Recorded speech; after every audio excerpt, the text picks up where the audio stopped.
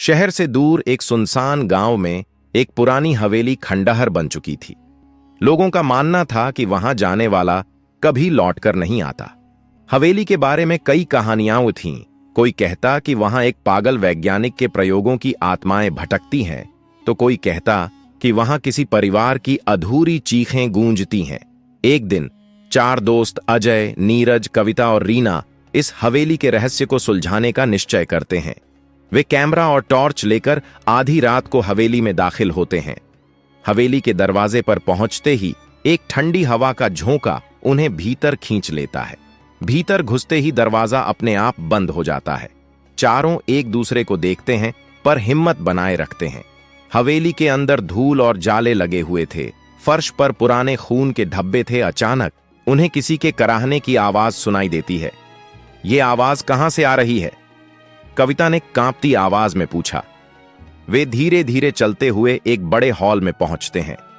तभी दीवारों पर लगी पुरानी पेंटिंग्स से खून टपकने लगता है। रीना चीख उठती है, लेकिन तभी पीछे से किसी के हंसने की भयानक आवाज आती है।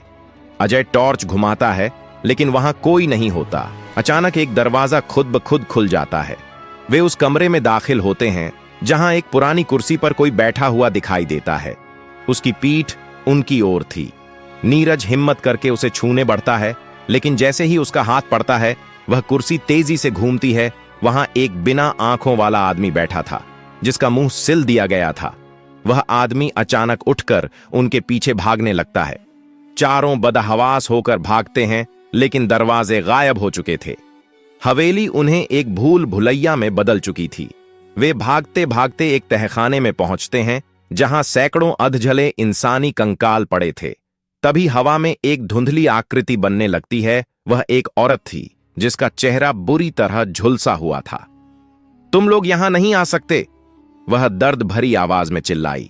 कविता ने कांपते हुए पूछा, तुम कौन हो? मैं इस हवेली की आखिरी मालकिन थी। मेरे पति ने मुझे और मेरे बच्चों को जिंदा जला दिया था। हमारी आत्माएं इस हवेली में फंसी हुई हैं, और अब तुम भी। तभी अचानक हवेली में सब कुछ हिलने लगा, जैसे वह गिरने वाली हो। चारों भागने की कोशिश करते हैं, लेकिन दरवाजे बंद हो जाते हैं।